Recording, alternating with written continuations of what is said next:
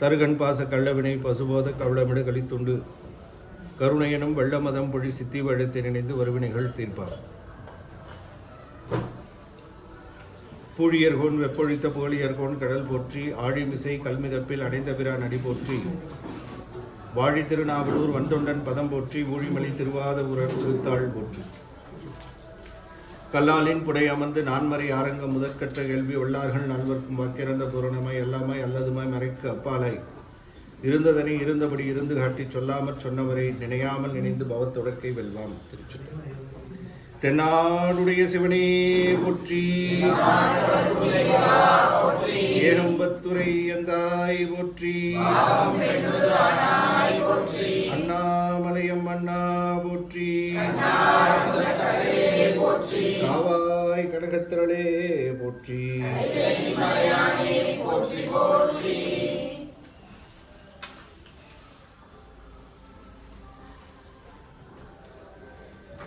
எல்லாமல்ல முருகப்பெருமானுடைய தனிப்பெரும் கருணையினாலே கூடியிருக்கின்ற அடியார் கூட்டமாக அவங்களுடைய பொன்னார் திருவிழிற்கு அடியாருடைய சிறந்தாழ்ந்த வணக்கங்களையும் நன்றியையும் முதற்கண் தெரிவித்துக் கொண்டு மணிவாசகர் அருட்பணி மன்றம் நடத்துகின்ற 7ஆம் தொகுப்பு நிறைவு வகுப்பு. முதல் வகுப்புக்கும் கடைசி வகுப்புக்கும் வந்துட்டா போதும், மொத்த வகுப்பையும் அது பெருமான் அதை கணக்காக எடுத்துக்கொள்வார். ஆகவே ஃபஸ்ட்டு வகுப்புக்கு யார் வந்தீங்க, கடைசி வகுப்புக்கு யார் வந்திருக்கீங்க, ரைட்டாக எல்லாரும் வந்துட்டீங்க. அதனால் இது ஒரு தனித்துவமான ஒரு சிறப்பான ஒரு வழிபாடு. இந்த 7ஆம் தொகுதியினுடைய மெய்கண்டார் அருளி செய்த சிவஞான போதத்தினுடைய பயனியல் என்று சொல்லக்கூடிய ஆன்ம லாபத்தை சொல்லக்கூடிய பகுதி 11ஆம் சூத்திரம். 11ஓட சிவஞான போதம் முடிஞ்சுது.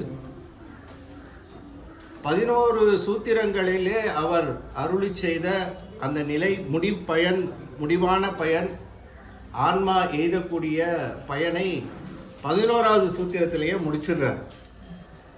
அப்போ 12ஆவது சூத்திரம் எதற்கு அப்படிங்கிறது தான் மெய்கண்டாரனுடைய ஒரு எக்ஸ்டென்ஷன். இந்த 12ஆம் சூத்திரம் திருமுறையிலே எவ்வாறு 12ஆம் திருமுறையாக விளங்குகின்ற பெரிய புராணம் எவ்வாறு விளங்குகின்றதோ அந்த நிலையிலே மெய்கண்ட தேவநாயனார் அணைந்தோர் தன்மை என்று சொல்லக்கூடிய நிலையிலே அடியார்களுடைய சிறப்பை 12ஆக முடிமணியாக வைத்த ஒரு நிலைதான் 12ஆவது சூத்திரம். ஆக 11 சூத்திரங்கள் தான் முடிநிலை பயனை 11ஆவது சூத்திரத்திலே சிவபோகத்தை சொல்லி முடிச்சிடுறார். அப்போ 12ஆம் சூத்திரமும் 11ஆம் சூத்திரமும் தான் சிவஞான போதத்திலேயே முடிப்பயனாக மிக அற்புதமான ஒரு செய்திகளை மெய்கண்ட தேவநாயனார் அனுபவ நிலையிலே நின்று எவ்வாறு அதை இந்த உலகிற்கு எடுத்து வைக்க வேண்டும் என்பதை சில சொற்களினாலே, சூத்திரங்களில் இருக்கக்கூடிய சில சொற்களினாலே, திருமுறைகளினுடைய தோய்வின் காரணமாக அந்த 11ஆவது சூத்திரத்தை சிவபோகம் என்று சொல்லக்கூடிய அந்த சிவபோகத்தை கொடுக்கின்றார். இந்த சிவபோகமானது எவ்வாறு விளையும் என்பதுதான் மொத்த சிவஞான போதத்தினுடைய பயனாகவும் ஆன்மாவினுடைய பயனாகவும் விளங்குவது. நம்முடைய துன்பம் நீங்க வேண்டும். துன்பம் என்பது, துன்பத்திலேயே கொடிய துன்பம் எது? துன்பம் என்று சொல்லக்கூடிய நம்முடைய வாழ்க்கையில் எடுத்துக்கொள்ளக்கூடிய துன்பங்களிலேயே மிக மிக கொடிய துன்பம் எது? பிறவி. அந்த பிறவி துன்பம் என்று சொல்லக்கூடிய பிறப்பு இறப்பு என்று சொல்லக்கூடிய 2 நிலை இருக்கு பார்த்தீங்களா, அதுதான் மிக மிக கொடியது. நம்ம நினைச்சிட்டு இருக்கிறோம் நம்முடைய வாழ்விலே படக்கூடிய துன்பங்கள் தான் மிக கொடுமையான துன்பம். ஆனால் இந்த 2 மறந்துடுறோம். பெருமாள் இந்த 2ஐ தன்னுடைய மறைப்பாற்றலினாலே இந்த 2த்தையும் மறைக்கிறார். ஒன்று, தாயினுடைய உதரத்திலே இருந்து படுகின்ற அந்த துன்பமும், மாதா உதரம் மலம் மிகில் மந்தனம், மாதா உதரம் சலம் மிகில் மூங்கையாம், மாதா உதரம் இரண்டொக்கில் கண்ணில்லை, மாதா உதரத்தின் வந்த குழந்தைக்கு என்பது திருமந்திரம். கரு உற்பத்தியில சொல்றார். மணிவாசக பெருமான் ஈரிரு திங்களில் பேரிருள் பிழைத்தனை என்பதாக அமைத்து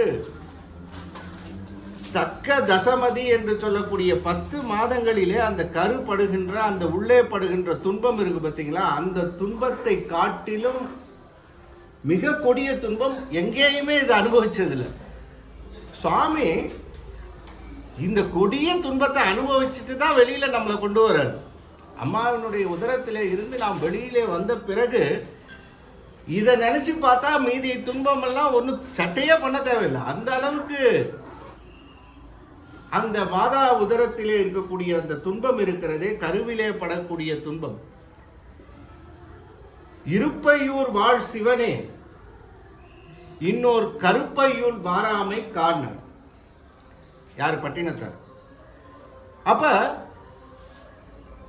மாதா உடல் சலித்தால் வல்வினையேன் கால் சலித்தேன், வேதாவும் கை சலித்து விட்டானே, இருப்பையூர் வாழ் சிவனே இன்னொரு கருப்பையூர் வாராமை காரணம். அப்ப இந்த துன்பம் என்று சொல்லக்கூடிய துன்பத்திலேயே எக்ஸ்ட்ரீம் துன்பம் எது அப்படின்னு சொன்னா அது அந்த பிறவி துன்பம், பிறப்பு என்று சொல்லக்கூடிய அந்த பிறப்பிலே படக்கூடிய துன்பம். அதுக்கு அதே ஈக்குவலா படக்கூடிய ஒரு துன்பம் எதுனா இறப்பிலே. ஆனா இந்த ரெண்டுமே நமக்கு தெரியறதில்லைன்னு சொன்னா நினைவுக்கு இல்லை, அவ்வளவுதான். அப்ப இறப்பு என்பதும் மிகப்பெரிய, யானேதும் பிறப்பு அஞ்சேன் இறப்பதனுக்கு என் கடவேன்னு சொல்றாரு. அப்ப இந்த இறப்பு பிறப்பு என்று சொல்லக்கூடிய துன்பம் தான் உயிரினுடைய துன்பத்திலேயே மிக மிக மிக கொடிய துன்பம். இந்த பிறவி நோய் நீங்க வேண்டும். அந்த நோய் நீக்கம் எவ்வாறு நிகழும் என்பதை அமைத்து காட்டியதுதான் முதல் 7 சூத்திரம். நோய் நீக்கம். மருத்துவராக இருந்து மெய்கண்ட தேவநாயனார் பிரிஸ்கிரைப் பண்ண மெடிசன் ஃபர்ஸ்ட் சூத்திரம், 2வது சூத்திரம், 3வது சூத்திரம் போட்டு டாக்டர் எழுதும்போது ஒண்ணுமே கையெழுத்து புரியாது. ஆனா மெய்கண்ட தேவநாயனுடைய கையெழுத்தும் தலையெழுத்தும் நமக்கு நம்முடைய தலையெழுத்தை மாற்றக்கூடியதாக இருக்கு. அப்படி பிரிஸ்கிரைப் பண்ணதுதான் முதல் 7. இந்த 7 சூத்திரத்தை எழுதி கொடுத்து விட்டு போய் பிராக்டிஸ் பண்ணு அனுப்பிச்சிடுறாரு. நோய் நீக்கிட்டு தானே வரணும். அதுக்கப்புறம் ரிவ்யூ பண்றது 8வது சூத்திரம். நோயெல்லாம் நீங்கிடுச்சா, டெஸ்ட் திருப்பி இன்னொரு தடவை டெஸ்ட், ஃபர்ஸ்ட் ஒரு டெஸ்ட் பிளட் டெஸ்ட் எடுத்து என்ன நோயின்னு பார்த்து அந்த நோய்க்கான பிரிஸ்கிரிப்ஷன், இந்த நோய்க்கான பிரிஸ்கிரிப்ஷன் 7 சூத்திரத்தில் கொடுத்துட்டு ரிவ்யூ பண்றது திருப்பி இருக்கிற அந்த வைரஸ் இருக்கா இல்லையா, திருப்பி அதை 1லேருந்து கொண்டு வரணும். நிறைய பேர் 8க்கு வரதே கிடையாது. 1லேருந்து 7, 1லேருந்து 7, 1லேருந்து 7ல தான் நம்ம இன்னும் இருக்கோம். டாக்டர்கிட்ட போய் பிரிஸ்கிரிப்ஷன் வாங்கிட்டே தான் வந்துட்டு இருக்கோமே தவிர நோய் தீர்ந்த பாடு கிடையாது. இன்னும் நோய் நீங்காத நிலையிலே இருக்கக்கூடிய ஆன்மாக்களாகிய அந்த ஆன்மாக்களுக்கு 8, 9, 10, 11 புரியவே புரியாது, என்ன சொல்ல வராருன்னே தெரியாது. அந்த ஒரு நிலை 8லிருந்து இருக்கக்கூடிய நிலை இருக்கு பாருங்க, மெய்கண்டாரனுடைய நிலை. சிவஞான முனிவர் மாபாடியத்தில் அதை ஓரளவிற்கு விளக்கி கொடுத்ததினாலே நாம் அமைத்துக் கொள்ளுகிறோமே தவிர இது எல்லாம் எழுத்து மூலமாக பாச அறிவினாலே நாம் அறிந்து கொள்வதுதான் 8, 9, 10, 11. என்ன உரை இருக்கு, நாம உரையில ஒன்று இருக்கும், நாம ஒன்று புரிஞ்சிருப்போம். புரிஞ்சவர் இன்னொருத்தர் ஒன்று சொல்லுவாரு, அவர் சொல்றதை இன்னொருத்தர் ஒன்றா புரிஞ்சுக்குவாரு. இப்படித்தான் இந்த 8லேருந்து 11 சிவஞான போதத்தில் இருக்கக்கூடிய சூத்திரங்கள். உள்ளவா காண வந்து அருளாயின்னு சொன்னார் இல்லையா, அது எப்போ வரும்னா 7 சூத்திரங்களிலே சாதகன் என்ற நிலையிலே நிற்கக்கூடிய அந்த ஆன்மா அந்த பயிற்சியிலே நின்று ஆன்ம ரூபம் என்று சொல்லக்கூடிய அந்த ஆன்ம ரூபத்திலே நின்று தசகாரியத்திலே தத்துவ தரிசனம், தத்துவ சுத்தி ஆன பிறகுதான் ஆன்மாவினுடைய உண்மை ஸ்வரூபம் தெரியும். அதுக்கப்புறம் தான் குருவினுடைய அருள் எவ்வாறு இருந்தது, அந்த குருவினுடைய அருளை பெற்ற ஆன்மா 9வது சூத்திரத்திலே எவ்வாறு அதை தக்க வைத்துக் கொள்வது, அதன் பிறகு அதை சிவ யோகமாக பயின்று அதை 10வது சூத்திரத்திலே நிறுத்தி அருள் விளக்கமாக நின்றது. அதன் பிறகு 11வது சூத்திரத்திலே நிட்டை கூடி ஆனந்த யோகத்திலே நிற்கும். அப்படி ஆனந்தம் என்று சொல்லக்கூடிய அந்த ஆனந்தத்தை அனுபவிக்கின்ற நிட்டை கூடுதல் என்பது 11வது சூத்திரம். இப்போ எவ்வளவுதான் நம்ம எத்தனை வகுப்பு எடுத்தாலும் சரி, இது அரை வகுப்பில் முடித்தாலும் சரி, இல்லை அரை ஆண்டு எடுத்தாலும் சரி, எவ்வளோ சொன்னாலும் அருணைநாதர் சொன்ன மாதிரி தான். எப்படி இதை சொல்லுவேன்னு சொன்னார் கந்தர் அனுபூதியில், எவ்வாறு ஒருவருக்கு இசைவிப்பதுவேன்னு சொன்னார். அந்த அனுபூதி நிலை தான் 11வது சூத்திரம், அனுபூதி நிலை. அதை எவ்வாறு ஒருவருக்கு இசைவிப்பதுவே, இந்த நிலையில தான் அப்ரோச் பண்ணணும். 10, 11 10, 11 எந்த அளவிற்கு நமக்கு அனுபவம் மூலமாக பெருமான் நமக்கு அதை கை கொடுக்கிறார் என்பதுதான் முக்கியம். எந்த அளவுக்கு உள்ள போறோமோ பெருமானிடத்தினுடைய கருணையில அந்த அளவிற்கு 10 புரியும். எந்த அளவிற்கு அந்த நிட்டையிலே நிற்கிறோமோ அந்த அளவுக்கு 11 புரியும். அவ்வளவுதான். எவ்வாறு காண்பான் அறிவு தனக்கு எல்லை, எவ்வாறு காண்பான் அறிவு தனக்கு எல்லை, அவ்வாறு அறிவிப்பன் ஈசன் தானே. அப்ப 10 புரியறது நீங்க ஒருத்தரையும் கேட்டீங்கன்னா 10வது சூத்திரம் ஐயாவுக்கு என்ன புரிஞ்சுது, அவருக்கு என்ன புரிஞ்சுது, இவருக்கு என்ன புரிஞ்சுதுன்னா ஒருத்தரும் ஒரு உரை எழுதுவாங்க.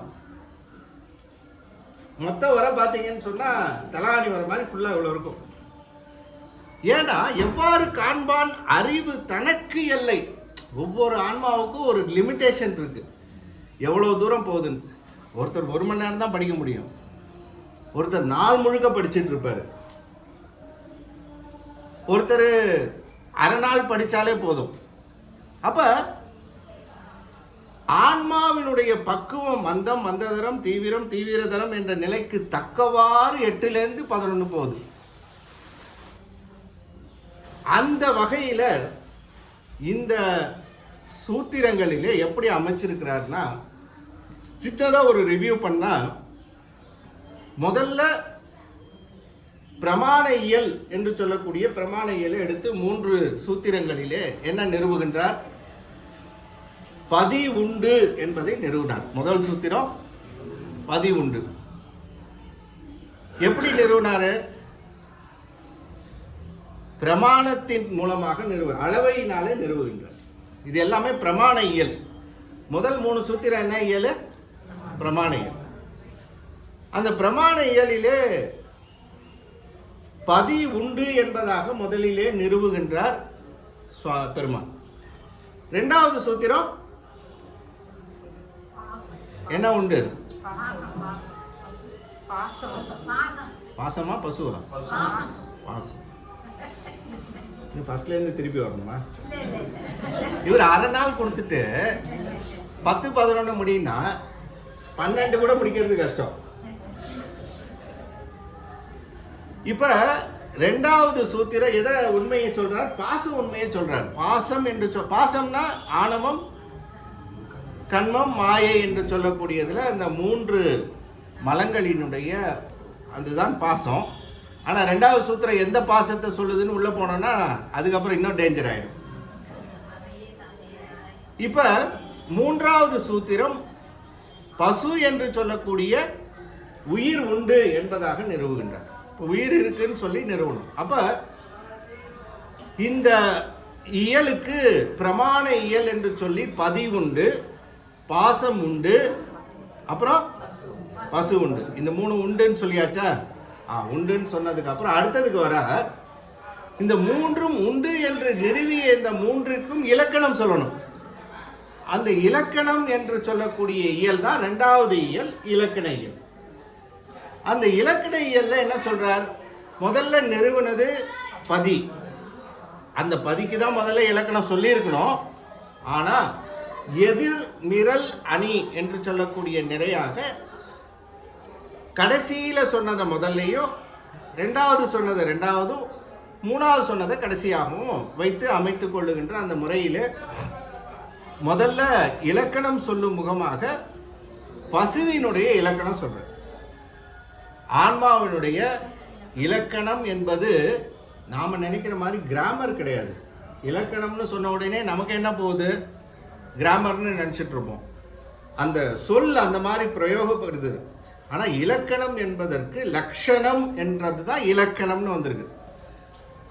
வடமொழியில் லக்ஷணம்னு, கேரக்டரிஸ்டிக்ஸ் அப்படின்னு சொல்லுகின்ற முறையில் தான் அந்த இலக்கணம் என்பது. அதனுடைய பண்பு என்ன, ஆன்மாவினுடைய பண்பு என்ன, அது எவ்வாறு செயல்படுகின்றது என்பதை அந்த ஒவ்வொரு 3 பொருள்கள் நிறுவிய பொருள்களினுடைய அந்த தன்மையை எடுத்து சொல்லுகின்ற அந்த பகுதி இரண்டாவது பகுதி இலக்கண இயல். பசுவினுடைய இலக்கணம் சொல்றார், பாசத்தினுடைய இலக்கணம் சொல்றார், அப்புறம் எதனுடைய இலக்கணம் சொல்ல முடியாதோ அதனுடைய இலக்கணத்தை சொல்றார். யார் யாரெல்லாம் கைவிரிச்சாங்களோ எதுக்கு இலக்கணம் சொல்ல முடியாதுன்னு அதுக்கு இலக்கணம் சொல்றார். எதுக்கு? பதிக்கு இலக்கணம். அப்ப பதியினுடைய இலக்கணத்தை சொல்லி இலக்கண இயல் என்பதாக அமைத்து 3 பொருள் உண்டு. அந்த 3 பொருளினுடைய இலக்கணம் இது என்பதாக நிறுவி பிரமாண இயல், அப்புறம் இலக்கண இயல். இந்த ரெண்டும் தெரிஞ்சதுக்கு அப்புறம் என்ன செய்யணும்? பதி இருக்கு, சரி. பாசம் இருக்கு, சரி. பசு என்ற ஒன்று, ஆன்மா என்ற ஒன்று இருக்கு, சரி. அந்த அதனுடைய லட்சணம் என்று சொல்லக்கூடிய அதனுடைய இலக்கணம் தெரிந்த பிறகு எது எதோட சேர்ந்திருக்கு, எது எதோட பிரியணும், எது எதோட சேரணும். இதுதான் அந்த இலக்கணத்தை அறிந்த பிறகு நமக்கு அறிய வேண்டிய செய்தி என்ன அப்படின்னா, ஆன்மாவாகிய அந்த ஆன்மா எதோடு சேரக்கூடாதோ அதோட சேர்ந்திருக்கு. நாம் எதோட சேரக்கூடாதோ அதோட சேர்ந்திருக்கும். அப்ப சேரக்கூடாத சேர்க்கை இருக்கின்ற காரணத்தினாலே இந்த ஆன்மா இந்த அவதிப்படுகின்றது அப்படின்னு ஒரு முடிவுக்கு 6 சூத்திரம் படித்தோடனே ஒரு முடிவுக்கு வருது. அப்பதான் ஒரு கன்க்ளூஷன். எதனோடு சேரக்கூடாதோ அதனோடு சேர்ந்து இருக்கிறது. அதனால தான் இந்த துன்பம். எது அந்த சேரக்கூடாத அந்த நிலை, அது எது அது என்பதாக சொன்னால் அது ஆணவம் அப்படிங்கிற அந்த அழுக்கு. இப்போ இந்த ஆணவமாகிய அழுக்கு சேர்ந்து இருக்கின்ற காரணத்தினால தான் இந்த ஆன்மா அறியாமை என்று சொல்லக்கூடிய இந்த அறிவு என்பதை மறைத்து நிற்பது அறியாமை. அந்த அறியாமையின் காரணமாகத்தான் எல்லா துன்பமும் வருகின்றது. பிறவி, இறப்பு, பிறப்பு எல்லாம் வருது. அப்ப நீங்க வேண்டியது எது? ஆணவம், கண்மம், மாயை நீங்க வேண்டியது. அப்ப சேர வேண்டியது எதனோடு சேரணும்? பதியோடு சேரணும். இது 6 சூத்திரங்களிலே அமைத்து கொண்டு மெய்கண்ட தேவநாயனார் நிறுவுகின்ற நிலை. சரி, இதை விட்டு எப்படி பிரியறது? எதை? ஆணவம், கண்மம், மாயை என்று சொல்லக்கூடிய இந்த பாசத்தை விட்டு எப்படி இந்த ஆன்மா நீங்கும்? அதற்கு பாச நீக்கம் என்பதாக அமைத்து, பாசம் நீங்கிய பிறகே முக்தி என்று பல சமயங்கள் சொல்லியது. அதாவது துன்பத்திலே இருந்து விடுதலை பெற்றாலே முக்தின்னு.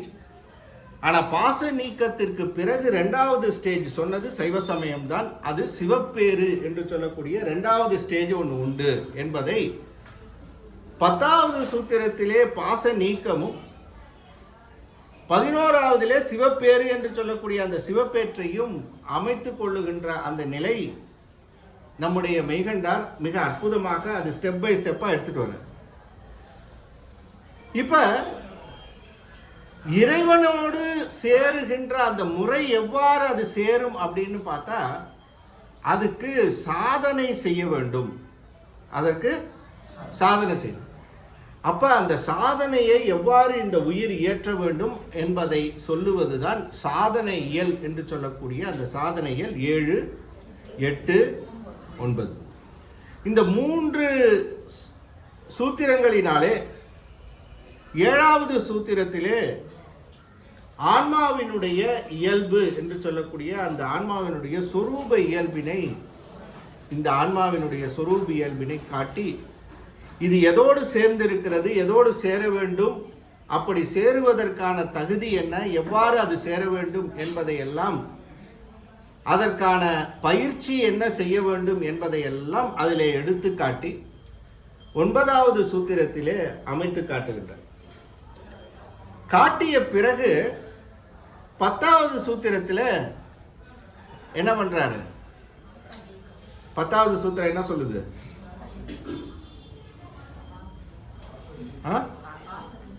என்ன சொல்லுது சூத்திரம்? என்ன? அவனே தானே ஆகிய அந்நெறி ஏகனாகி இறைபணி நிற்க மலமாயை தன்னோடு வல்வினை இன்றே. அப்ப இந்த மல வாசனை என்று சொல்லக்கூடிய வாசனையை நீக்குவது, அதையும் நீக்குவது 10ல் அந்த மல வாசனையும் நீக்கிட்டார். அப்ப 8ல் என்ன செய்கிறார் அப்படின்னு சொன்னா, இப்படி இந்த ஆன்மாவானது சாதனை செய்ய செய்ய செய்ய செய்ய இந்த ஆன்மா பக்குவம் பெற பெற இருவினை ஒப்பு என்று சொல்லக்கூடிய இருவினை ஒப்பு வருது. அதன் பிறகு மலபரிபாகம் என்று சொல்லக்கூடிய மலபரிபாகம், அது குரு என்று சொல்லக்கூடிய குருவானவர் எழுந்தருளி உபதேசம் செய்து ஆன்மாவினுடைய எதை முதல்ல அது அதன் குரு எழுந்தருள்வதனாலே அமைகின்ற ஒரு மிகப்பெரிய பயன் என்னன்னா, முழுமையாக நம்முடைய சஞ்சித வினை என்று சொல்லக்கூடிய சஞ்சித வினையை ஃபுல்லாக டிஸ்கார்ட் பண்ணுறது. சஞ்சித வினை முழுக்க முழுக்க எத்தனை இருக்கிறதோ அத்தனையும் அழிப்பது குரு வந்ததுக்கப்புறம். அதனால தான் குருவினுடைய இம்பார்ட்டன்ஸ், ஏன் குரு தேவை, குரு அவசியம்னு சொல்கிறோமோ, சஞ்சித வினையை நம்மால் கழித்து பெருமான் திருவடியில் போய் சேர்றதுங்கிறது சாத்தியமே கிடையாது. ஏன்னா வர வர அது ஏறிக்கிட்டே தான் போகுமே தவிர சஞ்சித வினையை நாம் நீக்கிக் கொள்வது அரிது. அப்போ அந்த சஞ்சித வினைக்கு ஒரு டெர்மினேஷன் பாயிண்ட் எங்கே வச்சிருக்காருன்னா, 8வது சூத்திரத்தில் சஞ்சித வினையை முழுமையாக நீக்கி 10வது சூத்திரத்திலே ஆகாமியம் ஏறாது இருப்பதற்கு என்ன செய்ய வேண்டும் என்பதை, ஏகனாகி இறைபணி நின்றால் ஆகாமியம் ஏறாது, ஆக வினை முழுவதும் நீங்கியது. மாயை என்று சொல்லக்கூடிய மாயை இறைபணி நிற்றலினாலே நீங்கியது. மலமாகிய மலம் ஏகனாகி நிற்றலினாலே நீங்கியது. மலம் என்று சொல்லுவது இங்கே ஆணவ மலம். அப்படி ஆணவம், கண்மம், மாயை என்ற மூன்றினுடைய வாசனையும் நீங்குகின்ற அந்த நிலையை 10வது சூத்திரத்திலே அமைத்து காட்டி 11வது சூத்திரத்திலே இது நீங்கிய அந்த நிலையில் இருக்கக்கூடிய இந்த ஆன்மாவிற்கு பெருமான் எவ்வாறு இந்த சிவபோகத்தை ஊட்டுகின்றார், அப்ப இந்த சிவபோகத்தை அனுபவிப்பது எவ்வாறு என்பதை மிக தெளிவாக ஒரு உதாரணத்தை கொண்டு, காணும் கண்ணுக்கு காட்டும் உளம்போல் காண உள்ளத்தை கண்டுகாட்டலின் அயரா அன்பில் அரண்கடல் செலுமே என்பது 11வது சூத்திரம். இந்த சிவபோகம் என்று சொல்லக்கூடிய இந்த சிவபோகம் விளைவதற்கு காரணம் 8ஆம் சூத்திரத்திலே இருந்து அந்த தொடர்பு வருது. நீங்க 10க்கு உள்ள போகணும்னு சொன்னா 10, 11 தானே, 11, 12 11க்கு உள்ள போகணும்னா, இல்ல 10க்கு உள்ள போகணும்னாலும் சரி, 8லேருந்து இருக்கக்கூடிய அந்த தொடர்பு இருந்தாதான் அந்த 10ம் புரியும், 11ம் புரியும். இப்போ 8 எல்லாருடைய உள்ளத்திலேயும் 8ஆம் நூற்பா மிக முக்கியமான நூற்பா, பதிந்து விளங்குகின்ற அந்த நிலை 8ஆம் நூற்பா. அதுக்கு முன்னதாக ஒரு செய்தி தசகாரியம் பற்றி மிக அற்புதமாக 7ஆம் நூற்பாவிலே இருந்து 11ஆம் நூற்பா வரையிலும் அந்த தசகாரியத்தை மிக அழகாக எடுத்து வைக்கிறார் மெய்கண்டர் சிவஞான முனிவர். எவ்வாறு அதை சிவஞான போதத்திலே குறிப்பிடுகின்றார் என்பது இது ரொம்ப முக்கியமானது. ஆனால் இருக்கிறதுலேயே ரொம்ப கஷ்டமானது எதுன்னு கேட்டிங்கன்னா புரிஞ்சுக்கிறது இந்த தசகாரியம். தசகாரியத்தினுடைய ஒரு சுருக்கம் என்ன என்பதாக சொன்னால் பாச நீக்கம் சிவப்பேறு, இதுதான் தசகாரியம். தசகாரியத்தை ரெண்டா சொல்லணும். 10 ரெண்டா கம்ப்ரஸ் பண்ணணும் அப்படின்னா 10 ரெண்டா கம்ப்ரஸ் பண்ணும்போது என்ன ஆகும்? பாச நீக்கம் சிவப்பேறு. அதன் பிறகு இந்த தசகாரியத்தை இன்னும் விரிவாக விரித்து சொன்னவர் சீகாழி சிற்றம்பலநாடிகள் துகளறு போதத்தில். அவர் என்ன பண்ணாரு? இந்த 10 ரெண்டா சுருக்குனாங்க. இவர் என்ன பண்ணாரு? 30ஆக விரித்தார். அப்போ ஒன்றுத்துக்கு ஒன்று நடுவில் ஒரு 1க்கும் 2க்கும் நடுவில் எத்தனை நம்பர் இருக்கு? 1க்கும் 2க்கும் நடுவில் எத்தனை நம்பர்? அந்த மாதிரி இந்த தசகாரியத்துக்கு உள்ள பாச நீக்கத்துமாகிய தத்துவ ரூபம், தத்துவ தரிசனம், தத்துவ சுத்தி ஆகிய பாச நீக்கத்திற்கும் ஆன்ம லாபத்திற்கு இருக்கக்கூடிய ஆன்ம தரிசனம், ஆன்ம சுத்தி, ஆன்ம ரூபம், ஆன்ம தரிசனம், ஆன்ம சுத்தி, சிவ ரூபம், சிவ தரிசனம், சிவயோகம், சிவபோகம், இது சிவப்பேர். இதை 30ஆக விரித்து ஒன்றுத்துக்கு ஒன்று நடுவில் இருக்கக்கூடிய நுணுக்கமான செய்திகளை சொல்றார் துகளர். இதை 3ஆக கம்ப்ரஸ் பண்ணாரு உமாபதி சிவம். உமாபதி சிவம் தசகாரியத்தை 3ஆக கம்ப்ரஸ் பண்ணாரு. சிவபிரகாசம் படிச்சிருக்கோம்ல, படிச்சோமா இல்லையா? சிவபிரகாசத்தில் 3ஆக கம்ப்ரஸ் பண்ணி சொல்றாரு. என்ன? தசகாரியத்தை 3ஆக சொல்றாரு. சிவபிரகாசத்தில் மட்டும் இல்லை, திருவள்ளுவரையிலேயும் அதை 3ஆக சொல்றாரு. யாருக்காவது ஞாபகம் இருக்கா? நீங்க இப்ப சொல்றீங்க 11ஆவது சூத்திரம் 12. இந்த சிவபிரகாசத்திலேருந்து வரணும் போல இருக்க. அதுக்கு தான் அந்த அடுத்த தொகுப்பேவா? தெளிய வச்சு அறிகிறீங்களா? ஆன்ம தரிசனம், ஆன்ம சுத்தி, ஆன்மலாம், இது சிவபிரகாசத்தில் 3ஆக அமைத்து கொண்டு ஆன்ம லாபம் தரது. அவருக்கு என்னன்னா ஆன்மாவை சுத்தி சுத்தி அதை அமைத்து கொண்டது உமாபதி சிவத்தினுடைய ஒரு தனித்துவம். ஆன்மாவினுடைய அந்த தரிசனம், ஆன்மாவினுடைய சுத்தி, ஆன்மா பெறக்கூடிய லாபம், ஆன்ம லாபம் என்பதுதான் சிவயோகமும் சிவபோகம். அந்த ஆன்ம லாபத்தை எவ்வாறு இது பெற வேண்டும் என்பதைத்தான் சிவபிரகாசத்தில் மிக அழகாக உண்மை அதிகாரம் என்பதாக அமைத்து அந்த உண்மை அதிகாரத்தில் அமைத்து பார்த்தார். வீட்டில் போய் ஒரு தடவை ரெஃபர் பண்ண. இப்போ சிவஞான போதத்தில் தசகாரியம் என்று சொல்லக்கூடிய அந்த தசகாரியத்தை எந்தெந்த நூற்பாவில் சொல்லியிருக்கிறார் அப்படிங்கிறது முக்கியமான ஒரு குறிப்பு.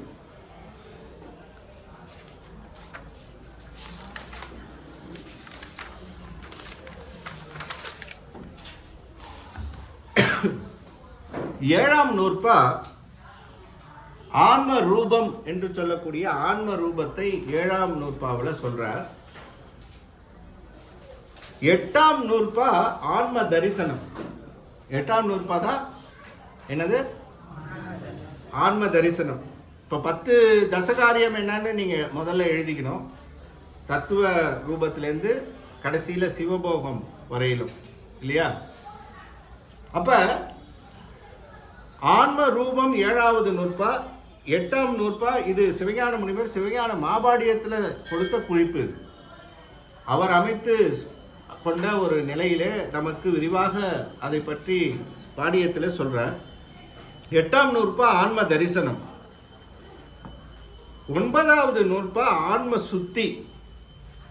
9வது நூற்பா ஆன்ம சுத்தி தொடக்கம் 9வது நூற்பா, நிறைவு பெறுவது 10வது நூற்பா. ஆன்ம சுத்தியினுடைய எக்ஸ்டென்ஷன், அதனுடைய தொடர்ச்சி 10வது நூற்பாவில் தான் ஆன்ம சுத்தி நிறைவு பெறுகின்றது. அப்ப ஆன்ம சுத்தியினுடைய தொடக்கம் எங்க? 9வது நூற்பா. இது கொஸ்டின் பேப்பர்ல உண்டு இல்ல?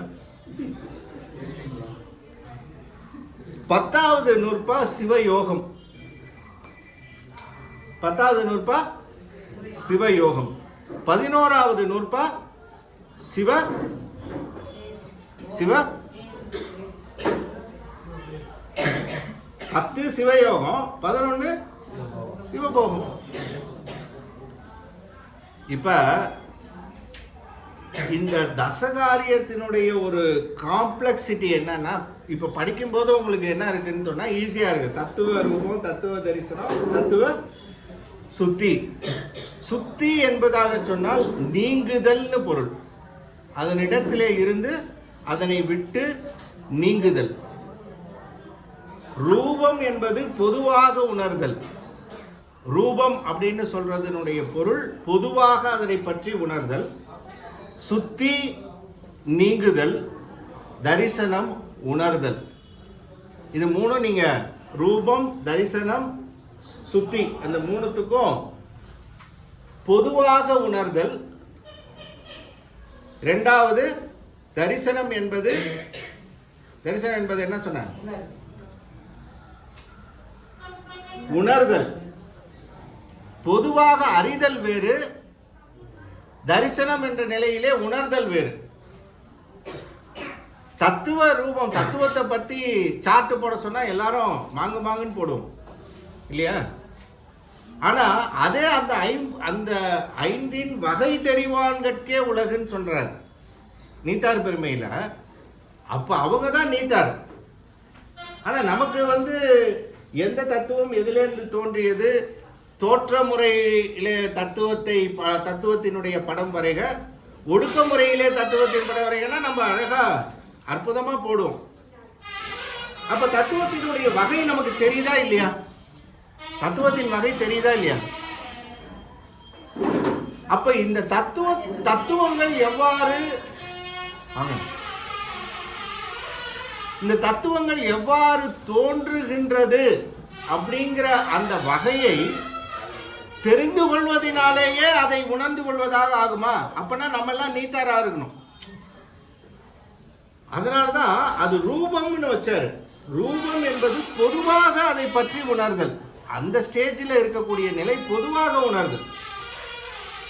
ஆனா இந்த தத்துவங்களினுடைய முறையை அருள் நிலையிலே உணர்கின்ற அந்த உணர்வு இருக்கு பார்த்தீங்களா, அது தத்துவ தரிசனம் அப்படிங்கிற நிலையில தான் உணர்வு வரும். அப்பதான் இந்த தத்துவங்கள் எல்லாம் எனக்கு வேறானவை அப்படிங்கிற அந்த உணர்வு வருவதுதான் தத்துவ தரிசனம். சுத்தி என்பது என்னன்னு கேட்டீங்கன்னா, இது உணர்ந்து அறிந்த பிறகு என்ன பண்ணணும்? விடணும் இல்லையா? அதை விடுகின்ற நிலை இருக்கு பாருங்க, அதுதான் உண்மையான ஒரு நிலை.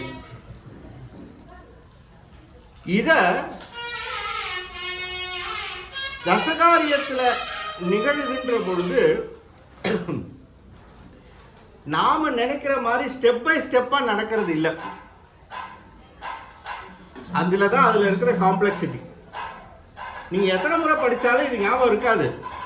நானே எத்தனை முறை படிச்சாலும் எனக்கே கன்ஃபியூஸ் ஆகும்.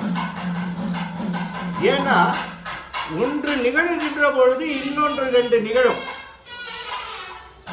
நீங்க தத்துவ ரூபம் நடந்த பிறகு தத்துவ தரிசனம் நடந்த பிறகு தத்துவ சுத்தி, அப்புறம் ஆன்ம ரூபம், ஆன்ம தரிசனம், ஆன்ம சுத்தி, அதன் பிறகு சிவரூபம், சிவ தரிசனம், சிவயோகம், சிவபோகம்னு சொன்னா எலிமெண்டரி ஸ்கூல் மாதிரி எல்கேஜி மாதிரி வச்சு முடிச்சுட்டு போயிடலாம். ஆனா அது அப்படி நிகழ்றது இல்லை. இது எப்படி நிகழுது அப்படிங்கிறது 7வது சூத்திரத்திலேருந்து அந்த காம்ப்ளெக்சிட்டி ஆரம்பிக்குது. ஆன்ம ரூபம் என்று சொல்லக்கூடிய ஆன்ம ரூபம் நிகழ்கின்ற பொழுது அதன் சைமல்டேனியஸா இன்னொரு 2 நிகழும். எதுல? இப்ப நான் சொன்னது எத்தனை சொல்லியிருக்கேன்? 10ல 7, 8, 9, 10, 11 எத்தனை சொல்லியிருக்கேன்? 10 தசகாரியத்தில் எத்தனை வந்திருக்கு? 5 தானே வந்திருக்கு. மீதி 5 எங்க? யாருமே கேட்கல. நான் சொல்லி ஆரம்பிச்சது என்னன்னா, தசகாரியம் நம்முடைய நூற்பாவில் எங்க வருது அப்படின்னு சொல்லி ஆரம்பிச்சோம். அப்ப தசகாரியம்னா 10, 7ஆம் நூற்பா என்ன சொல்லுது, 8ஆம் நூற்பா என்ன சொல்லுது, 9 என்ன சொல்லுது, 10 என்ன சொல்லுது, 11 என்ன சொல்லுது, முடிச்சாச்சு. ஆனா அதுக்குள்ள அடங்குனது 5 தான் இல்லையா? அப்ப மீதி 5 எங்க? மீதி 5 எங்க? யார் எடுத்துட்டு போனாங்க? இதுதான் தசகாரியத்தினுடைய காம்ப்ளெக்ஸ். ஸோ தசகாரியம் அப்படின்ற பொழுது ஆன்ம ரூபம் நிகழ்கின்ற பொழுது தத்துவ ரூபமும் தத்துவ தரிசனமும் 2 சைமல்டேனியஸா ஆயிடும். இல்ல தத்துவ ரூப தத்துவ தரிசனம் நிகழ்கின்ற பொழுது ஆன்ம ரூபம் வந்துடும். ஸோ இந்த 3 ஒண்ணுக்குள்ள ஒண்ணு பின்னி பிணைந்தது. எது? எந்த 3? ஆன்ம ரூபம், தத்துவ ரூபம், தத்துவ தரிசனம். அப்ப 7ஆம் நூற்பாவிட பார்த்தீங்கன்னு சொன்னா நீங்க இந்த தத்துவ ரூபமும் அதுல இருக்கும். பொதுவாக அந்த தத்துவங்களை பற்றிய செய்தியும் இருக்கும். அதே போல அந்த தத்துவங்கள் என்பது என்ன என்பதை அதனுடைய வகையை உண்மையாக தெரிந்து கொள்ளுகின்ற நிலையும் அதுல இருக்கும். 2 தரிசனம். அதே போல ஆன்மா என்று சொல்லக்கூடிய ஆன்மா சத்தா சித்தா, சத்தும் அன்று சித்தும் அன்று. அப்ப சத்து இல்ல சித்து இல்ல. அப்ப என்னது? சதசத்து. இது ஆன்ம ரூபம். ஸோ இப்ப இந்த ஆன்ம ரூபம், ஆன்மா என்பது எப்படிப்பட்டதுன்னா அது இந்த கேட்டகரியிலையும் இல்லை, அதாவது அசத்தாகிய கேட்டகரியிலையும் இல்லை, இறைவன் என்று சொல்லக்கூடிய சித்து பொருளாக இருக்கக்கூடிய அந்த கேட்டகரியிலையும் சேர்க்க முடியல. அப்ப இது ஒரு யூனிக்கா இருக்கு. இதுல சேர்ந்தா இது மாதிரியும் இதை சேர்ந்தா இதாகவும் மாறுகின்ற அந்த தன்மை ஒரே ஒரு பொருளுக்கு உண்டு என்பதாக சொன்னால் அது இந்த ஆன்மாவிற்கு. அதுதான் அந்த ஆன்மாவினுடைய ரூபம் என்று சொல்லக்கூடிய அந்த ஆன்மாவினுடைய அந்த சுரூப நிலையை காட்டுகிறது. அப்ப ஆன்ம ரூபம் என்று சொல்லக்கூடியது நிகழ்ந்த பிறகு 8ஆம் நூற்பாவில குரு வரார். இப்போ குரு வந்ததன் பிறகு அவர் என்ன பண்றாரு? ஆன்மாவினுடைய தரிசனம் என்று சொல்லக்கூடிய நிலையிலே ஆன்மா என்று சொல்லக்கூடியது அந்த நிலையிலே உணர்ந்த நிலையிலே என்ன ஆகும்னு கேட்டீங்கன்னா ஆன்மா தன்னை ஒரு பெரிய பொருளாக நினைக்க ஆரம்பிச்சிடும். ஏன்னா குரு வந்த பிறகு சஞ்சித வினை நீக்கம் எல்லாம் நிகழ்கின்ற பொழுது என்ன ஆகும்னா ஆன்மாவினுடைய அறிவு வியாபகமாயிட்டே போகும். கொஞ்சம் அறிவு வியாபகமானாலே என்ன ஆகும்னு கேட்டீங்கன்னா நாம தான் பெரிய ஆள் நினைச்சு, மற்றவங்களை விட நமக்கு கொஞ்சம் அதிகமா தெரிஞ்சதுன்னா என்ன நினைப்போம்? அந்த தன்முனைப்பு என்று சொல்லக்கூடிய தன்முனைப்பு இருக்கு பார்த்தீங்களா, அது தலை தூக்கி ஆடும். எப்ப? கொஞ்சம் தெரிஞ்சாலும், கொஞ்சம் உணர்த்தினார்னு வச்சுங்க, லேசா பாசியை நீக்கினாலே போதும். ஏன்னா இந்த ஆன்மா அறிவுடைய பொருள். எப்படிப்பட்ட அறிவுன்னு சொன்னா வியாபக அறிவுடைய பொருள். அப்ப இந்த வியாபக அறிவு என்ன ஆயிடுச்சு? சுருங்கிடுச்சு ஆணவ மன மறைப்புனால. ஆணவ மன மறைப்பை நீக்கின உடனேயே வியாபக அறிவு வர ஆரம்பிச்ச உடனே என்ன ஆகும்? தன்முனைப்பு அதிகமாகும். எல்லாம் என்னாலதான் நடக்குதுங்க. அப்ப இத்தனை காலமும் இந்த சாதனையை செய்தது நான், இந்த சாதனை செய்தது நான் என்ற தன்முனைப்பு அப்படி தலை தூக்குகின்ற பொழுது அதை தலையில ஒரு தட்டு தட்டுறதுக்கு குரு வர அந்த ஆன்ம தரிசனம் என்று சொல்லக்கூடிய தரிசனத்தை நிகழ்த்துகின்ற பொழுது சிவரூபமும் தத்துவ சுத்தி என்பது ரெண்டும் உடனாக நிகழும். சிவரூபமும் தத்துவ சுத்தியும் எப்ப? 8ஆம் நூற்பாவில் ஆன்ம தரிசனம் நிகழ்கின்ற பொழுது சிவரூபமும் அப்புறம் தத்துவ சுத்தி. அப்ப தத்துவ சுத்தி எங்க நிகழுதுன்னா குரு வந்ததன் பிறகு நிகழ்வது தத்துவ சுத்தி. குரு வந்ததன் பிறகு, குரு உணர்த்திய பிறகு நிகழும். அந்த தத்துவ சுத்தி நிகழ்கின்றது என்பதை அந்த 8ஆம் சூத்திரத்தில் ஒரே ஒரு சொல்லை வைத்து காட்டியிருக்கிறார். அது என்ன சொல்லுங்க. அங்கதான் பாயிண்ட், கேட்ச் அங்கதான் இருக்கு.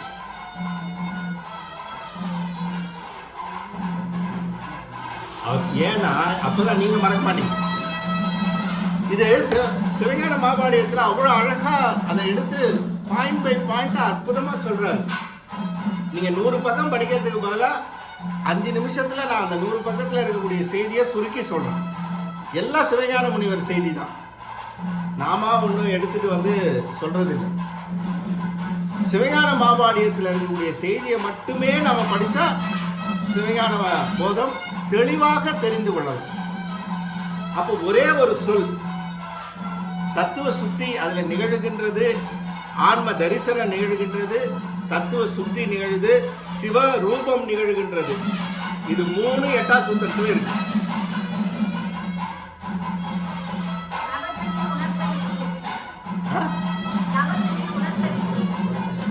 ஒரு சொல் ஒரு வார்த்தையை உட்படுத்தினான். ஒரே ஒரு சொல்.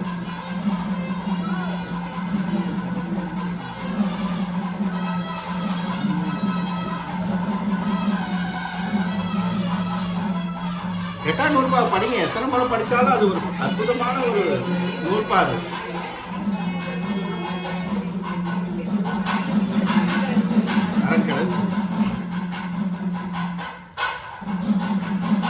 ஏன் அந்த ஒரு சொல் எது? தத்துவ சுத்திக்கு ஒரு சொல், அதுக்கப்புறம் சிவரூபத்துக்கு ஒரு சொல், ஆன்ம தரிசனத்துக்கு ஒரு சொல். எல்லாம் 3மே அதுல அந்த அந்த அந்த வச்சிருக்க மறைந்து இருக்கு, உள்ள இருந்து எடுத்துட்டு வரணும். அது சிவஞான முனிவர் மாதிரி ஞானிகளுக்கு தான் தெரியும், நம்ம படிச்சா தெரியுமா? இல்லையா? அது சொல்ற விட்டு அப்படிங்கிற ஒரு சொல் தத்துவ சுத்தி. விட்டு அப்படிங்கிறது தான் தத்துவ சுத்தி. எவ்வளவு பாருங்க, சிவஞான போதம் சிவஞான முனிவர் வாக்கினால கேட்கும் போது அது எங்கேயோ நிக்குது. அது நம்ம சிற்றறிவுக்கே இவ்வளவுதான். அவர் எப்படி உணர்ந்து படிச்சிருப்பாரு? அவர் பேரறிவுக்கு, சிவஞான முனிவர் அத படிச்ச அந்த அனுபவத்துல தான் அந்த பாடியம் கொட்டுறாரு இல்லையா? அப்ப அந்த விட்டு என்ற சொல் சிவரூபம். நான் ஒண்ணு சொல்லிட்டேன், இப்ப அடுத்தது அதே மாதிரி தானே. ஒரு கணக்கு போட்டாச்சு சாம்பிளுக்கு. அரண்கடல் சிவரூபம்னு சொன்னாலே அந்த ரூபம் எப்படி இருக்கும் அப்படின்னா, அது நம்மள மாதிரி வருவார் இல்லையா? நம்மளை பிடிக்கிறதுக்கு நம்மள மாதிரி தானே வரணும்ன்றாரு. அப்ப தம் முதல் அந்த குரு என்ற சொல் இருக்கு பாத்தீங்களா, அந்த குரு என்ற சொல் தான் சிவரூபம். குரு சிவம் இல்ல, சிவரூபம். அது சிவரூபம் என்பது சிவ யோகத்துல தான் சிவனை பார்க்க போறீங்க. ஆனா குரு வடிவில சிவரூபத்தை தான் பார்க்கிறோம். அந்த சிவரூபமானது இருப்பது எதிலே நிற்கிறது? அந்த ஒரு சொல். சிவஞானத்துல ஒவ்வொரு எழுத்தும் அவ்வளவு சக்தி வாய்ந்தது. அந்த குரு என்பது, அந்த குருவுக்கு பேர் சுத்த சிவம்னு பேர். இப்படி குருவா வராங்கல்ல, மானுட சட்டை தாங்கி, யாருக்கு நம்ம மணிவாசகரே சொல்றாரு இல்லையா, மானுடர் சட்டை தாங்கி வந்தார்னு சொல்றாரு திருச்சதகத்தில். அப்ப அந்த மானுட நிலையிலே வருகின்ற அந்த நிலை இருக்கு பார்த்தீங்களா, பெருமான் குருவாக வருகின்ற நிலை, அதற்கு சுத்த சிவம். வெறுமனே இருக்கிறவருக்கு சிவம் தான். ஆனா எப்ப குருவா வந்துட்டாரோ அது சுத்த சிவமாயிடுது, அது சிவரூபம். இந்த ரெண்டும் நிகழ்கின்ற பொழுது செலுமே ஆன்ம தரிசனம். செலுமே செல்லுமேன்னு சொன்னா எங்கேயாவது கிளம்பி பேக தூக்கிட்டு கிளம்புறது இல்லைங்க. செல்லுதல் அப்படின்னா லிட்ரல் மீனிங்கா எடுக்க முடியாது. செலுமே என்ற அந்த சொல் ஆன்ம தரிசனத்தை உணர்த்துகின்ற சொல். என்னது? அந்நியம் இன்மையின் அரண்கடல் செலுமே. சிவஞான போதத்துல 2 மகா வாக்கியங்கள் அப்படின்னு சொல்றது 2 மகா வாக்கியங்கள். எப்படி வேதத்தில் இருக்கக்கூடிய மகா வாக்கியமோ அதுபோல சிவஞான போதத்தினுடைய 2 மகா வாக்கியம். சைவ சித்தாந்த பெருமன்றத்துல அந்த 2 மகா வாக்கியம் தான் சைவ சித்தாந்த பெருமன்றத்துக்கே உரிய வாக்கியம். நம்முடைய சென்னையில சித்தாந்த நூல்ல எடுத்தீங்கன்னா முதல்ல இருப்பது தலை. அந்த தலையில தான் தொடங்கும், அந்த மகா வாக்கியத்துல தான் தொடங்கும். அது 2 மகா வாக்கியத்துல ஒரு மகா வாக்கியம் 8ஆம் நூற்பா, 2வது மகா வாக்கியம் 11வது நூற்பா. அந்நியம் இன்மையின் அரண்கடல் செலுமே, இது ஒரு மகா வாக்கியம். 2வது மகா வாக்கியம், 2வது என்னது? 11ஆம் நூற்பால அயரா அன்பின் அரண்கடல் செலுமே. இவ்வளவு போடுற மேகண்டாரு ரீப்ளேஸ் பண்ணது எதைன்னு சொன்னா அந்நியமின்மையும் அயரா அன்பு 2த்தையும் தான் ரீப்ளேஸ் பண்ணியிருக்கிறாரு. எங்க 8க்கும் 11க்கும். நான் ஏன் மெனக்கட்டி 8லேருந்து வரேன் அப்படின்னு சொன்னா 11வது சூத்திரத்தினுடைய நிறைவு அயரா அன்பின் அரண்கடல் செலுமே என்பதும் 8ஆம் சூத்திரத்தினுடைய நிறைவு அந்நியமின்மையின் அரண்கடல் செலுமே. இந்த 2 மகா வாக்கியம், இந்த 2த்தையும் நீங்க மனசுல வச்சுக்கிட்டாலே போதும். சிவஞான போதத்தினுடைய முழு நிலை அனுபவத்தையும் பெறணும்னா இந்த 2த்தையும் மீண்டும் மீண்டும் அமைச்சா போதும். இது 2த்துல தான் இருக்கு சூட்சமே. இந்த அந்நியமின்மையின் அரண்கடல் செலுமைங்கிறதுக்கு என்ன பொருள்? அயரா அன்பின் அரண்கடல் செலுமே, அது 11வது சூத்திரத்துல விளக்க வேண்டிய பொருள். சரி, அந்நியமின்மையின் அரண்கடல் செலுமே என்பதுதான் அது முக்கியமான ஒரு குறிப்பு. என்ன சொல்றாரு? சிவ தரிசனம், சிவ ரூபம், அப்புறம் தத்துவ சுத்தி. ஆச்சா, 9வது நூற்பா ஆன்ம சுத்தி. ஆன்ம சுத்தி நிகழ்கின்ற பொழுது சிவ தரிசனம் நிகழும். ஆன்ம சுத்தி நிகழ்கின்ற பொழுது parallel-ஆ நடக்கிறது எது? சிவ தரிசனம். 9வது நூற்பாவிலே ஆன்ம சுத்தி நிகழ்கின்றது அப்படிங்கிறதுக்கு அதுல ஒரு குறிப்பு இருக்கு. 9வது நூற்பால ஒரு குறிப்பு, ஆன்ம சுத்திக்கு ஒரு குறிப்பு கொடுத்திருக்காரு. 9வது நூற்பால எதை வச்சு ஆன்ம சுத்தி நிகழுது? நீங்க விட்டு செலுமே குருவாய் நிற்கின்ற அந்த நிலை, இந்த 3 சொன்னோம் இல்லையா? அந்த மாதிரி 9வது நூற்பா ஆன்ம சுத்திக்கு ஒண்ணு இருக்கு. அது எது?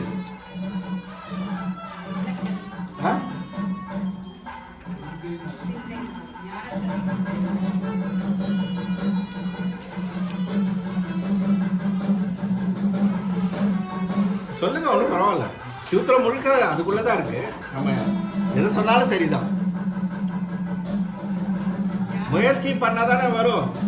அதனாலதான் சொன்னார், முயற்சி என்பதுதான் அந்த தாழ் என்பதற்கே பொருள். பெருமானை அடையணுங்கிற அந்த முயற்சி தான் சாதனை. அந்த சாதனை முயற்சி இல்லைன்னாலே அப்புறம் எங்க குருவா வரப்போற? சாதனை இல்லைன்னா இதுல 9வது நூற்பாவுல நானே சொல்லிட்டுமா? நீங்க சொல்ல வந்தீங்க 5 எழுத்து. பாசம் ஒருவர் ஆன்ம சுத்தி. இதெல்லாம் அந்த ரொம்ப பின் பாயிண்டா அமைச்சிருக்கிற ஒரு புல்லட் பாயிண்ட்ஸ் மாதிரி, அந்தந்த சூத்திரத்துக்கு உரிய ஒரு புல்லட் பாயிண்ட்ஸ். இந்த சூத்திரன் எடுத்தா அந்நியமின்மை அரண்கடல், இந்த சூத்திரன் எடுத்தா அயரா அன்பு, இந்த சூத்திரம் எடுத்தா 10 ஏகனாகி இறைப்படி நிற்றல், அந்த சூத்திரன் எடுத்தா அவையே தானே யாய். இது ஒவ்வொரு சூத்திரத்துக்கும் இருக்கக்கூடிய ஒரு தனித்துவமான ஒரு செய்தி. அப்புறம் ஆன்ம சுத்தி தொடருது 10வது சூத்திரத்துல. அந்த 10வது சூத்திரம் சிவயோகம், அது ஆன்ம சுத்தி நிறைவு. 11வது நூற்பா சிவபோகம். இப்ப 10 இருக்கா சொல்லுங்க? ரசகாரியம் வந்துருச்சா? 7லேருந்து 11 இல்லை எங்கேயாவது ஷார்ட் ஆகுது?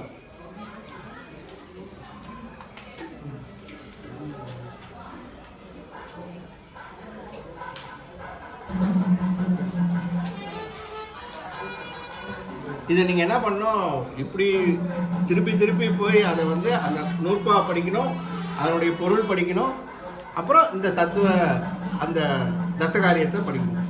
அப்படி படிக்கும்போது இன்னும் கொஞ்சம் பழக என்ன ஆகும்னு சொன்னால், இன்னும் ரொம்ப அதில் வந்து நம்ம அனுபவித்து படிக்கலாம் அந்த நூற்பாவை.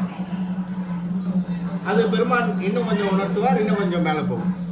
ஆனால் அடுத்த வகுப்பில் இவர் சொன்ன மாதிரி தசகாரியம் வந்து இன்னும் தெளிவாக அந்த சூத்திரம் வரும்போது நமக்கு புரியும்.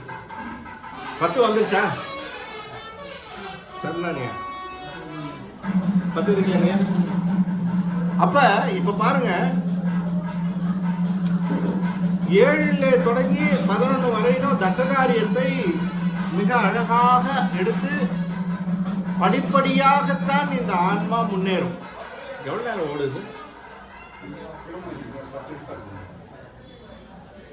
11 வரல ஓடுமோ? இல்ல 11வது சூத்திரம். இப்ப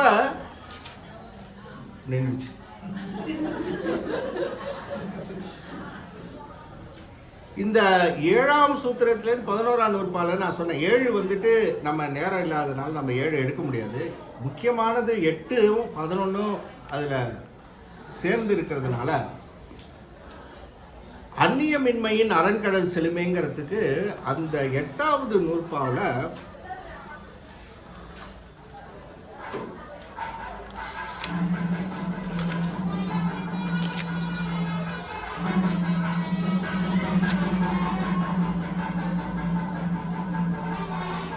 எட்டாவது நூற்பாவினுடைய பொருள் ரொம்ப என்னன்னா, யாருன்னு நாம தெரியாம இருக்கிற நம்மளை ஐடென்டிஃபை பண்ணி காமிக்கிறார். நீ யார் அப்படின்னு சொல்றத குரு வந்து நமக்கு உணர்த்துறார். அதுதான் 8வது. நீ யாருன்னு யாருன்னு சொல்றாரு? சொல்லுங்க, என்ன கரெக்டு தான். ஆக்சுவலா உன்னோட பொசிஷன் என்ன, நீ எங்க இருக்க இல்லையா? அப்ப அரசு இளங்குமரனாக இருக்கக்கூடிய அரசாட்சியில இருக்க வேண்டிய ஆள் நீ இல்லையா? ஆனா நீ எங்க இருக்கிற? வேடுவர் குலத்துல மாட்டிட்டு. அந்த வேடுவர் எப்படிப்பட்ட வேடுவர்? ஐம்புல வேடுவர். இதுதான் உருவம். மங்களப்படையாச்சு. இந்த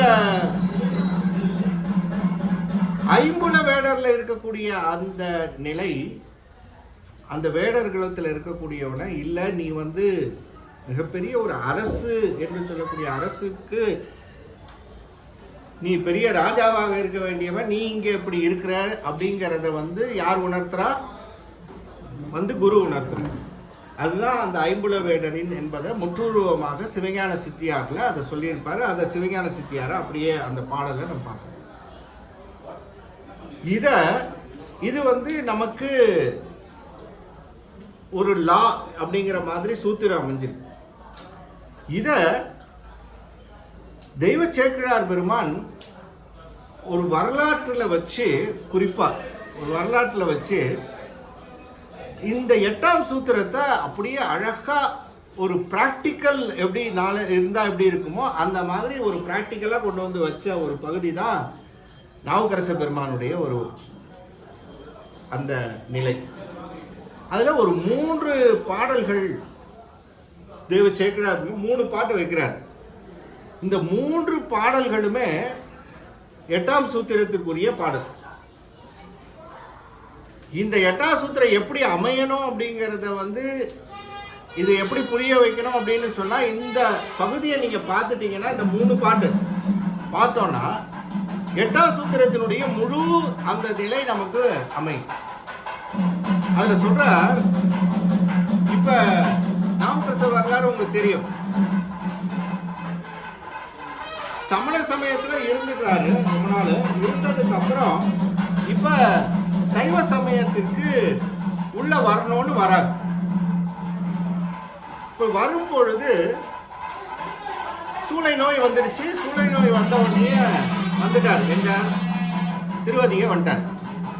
இப்போ திருவதிகை வந்த நாவுக்கரச பெருமான் உடைய செய்தியாக அவருடைய அந்த மாற்றம், சமண சமயத்திலிருந்து சைவ சமய மாற்றம், இந்த மாற்றம் இருக்க, இந்த மாற்றத்திற்கு 3 திருப்பாடல்கள் ரொம்ப முக்கியமான திருப்பாடல். நிறைய பாட்டு வைக்கிறார் சேக்கிழார் பெருமான். அதுல 3 பாடல்கள் ரொம்ப முக்கியமான பாட்டு.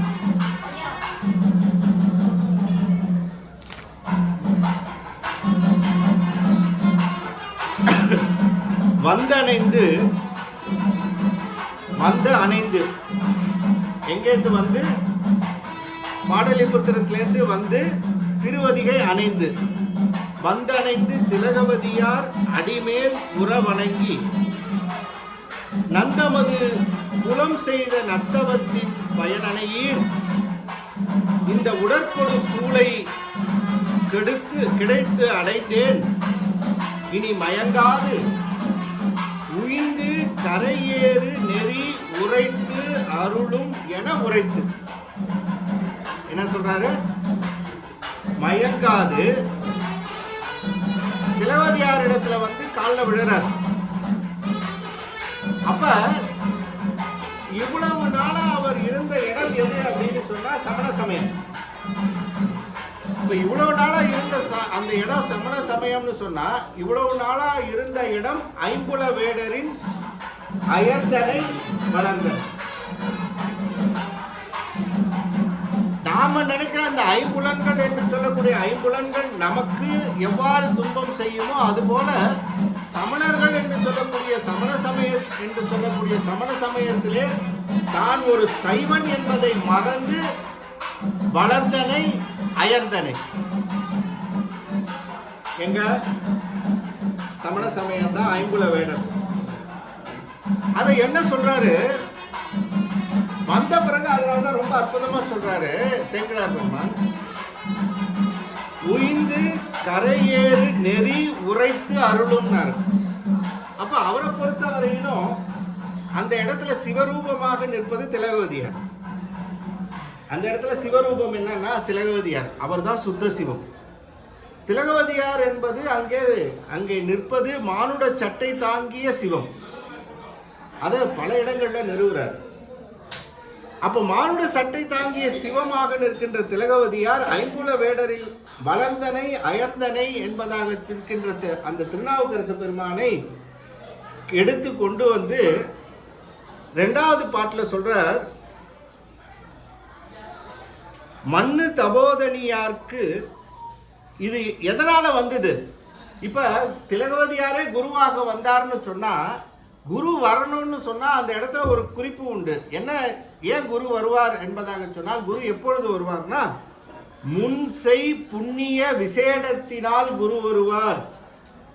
எது? முன்னாடி தவம் செஞ்சு இருந்தாதான் குரு வருவார்.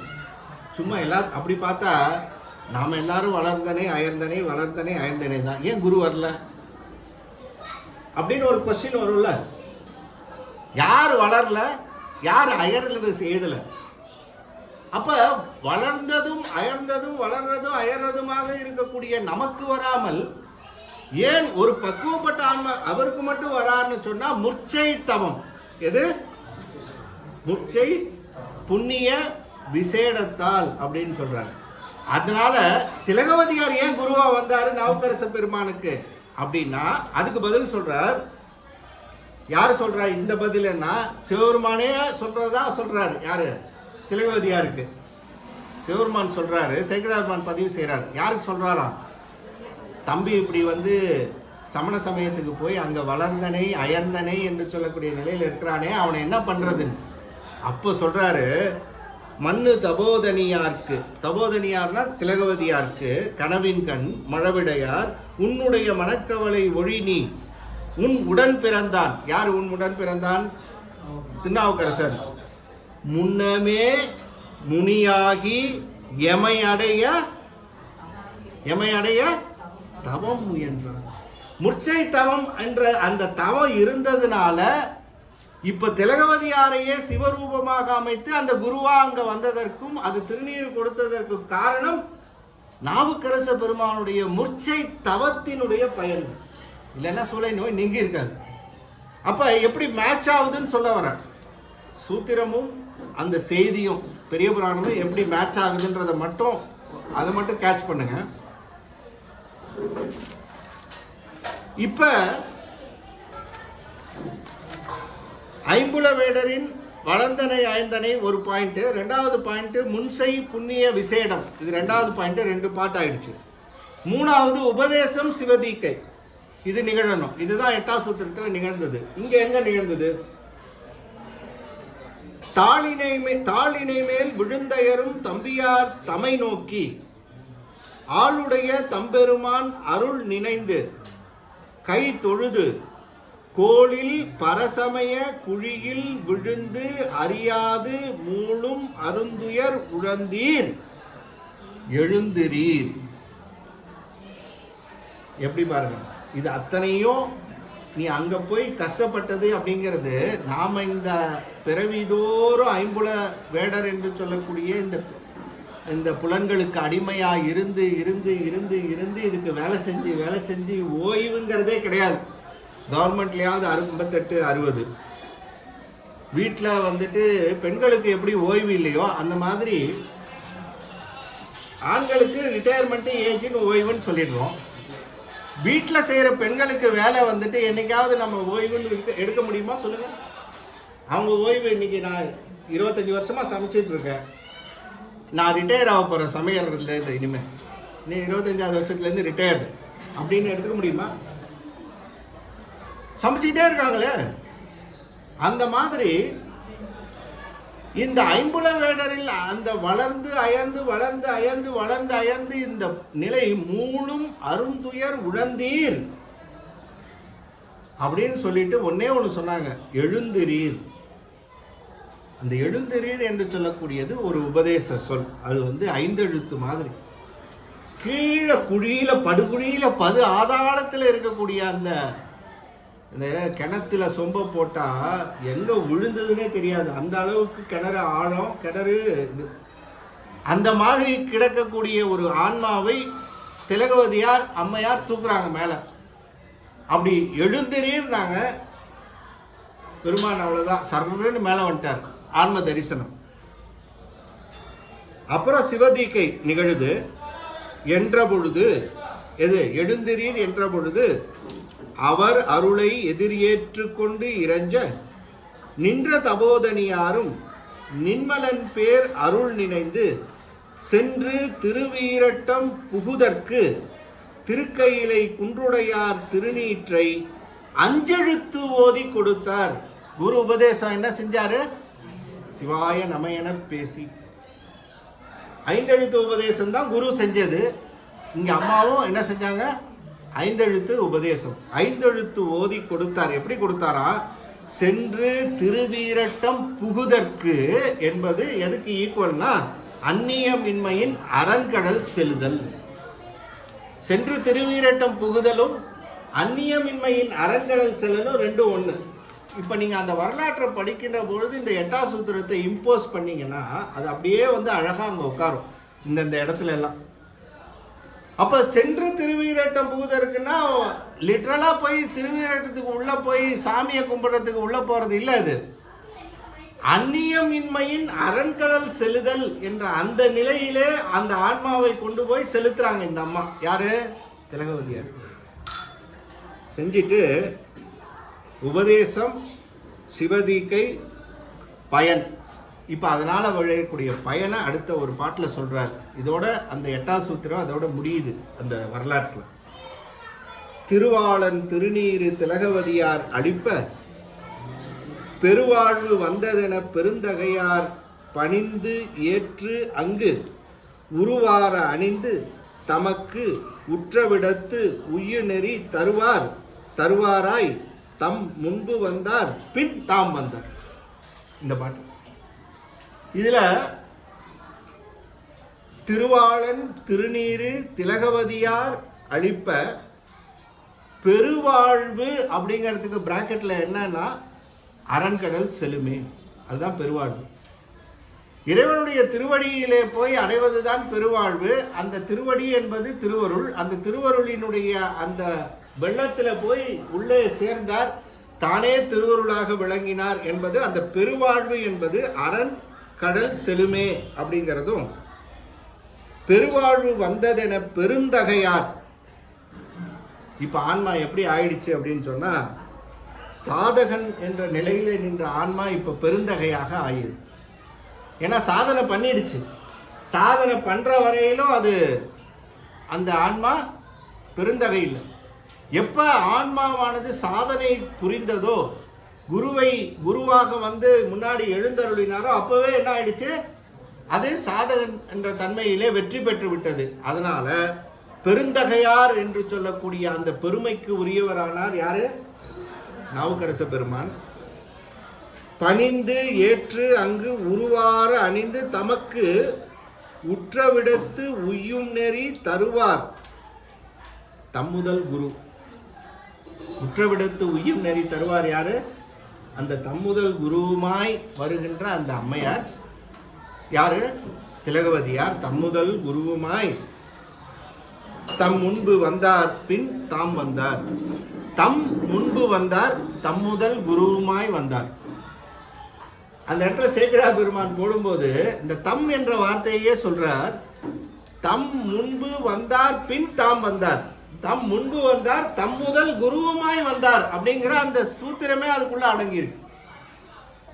அப்படியே சேக்கிழார் பெருமானுடைய வாக்கு அது பேரானந்த அந்த நிலையில நிற்கக்கூடிய வாக்கு.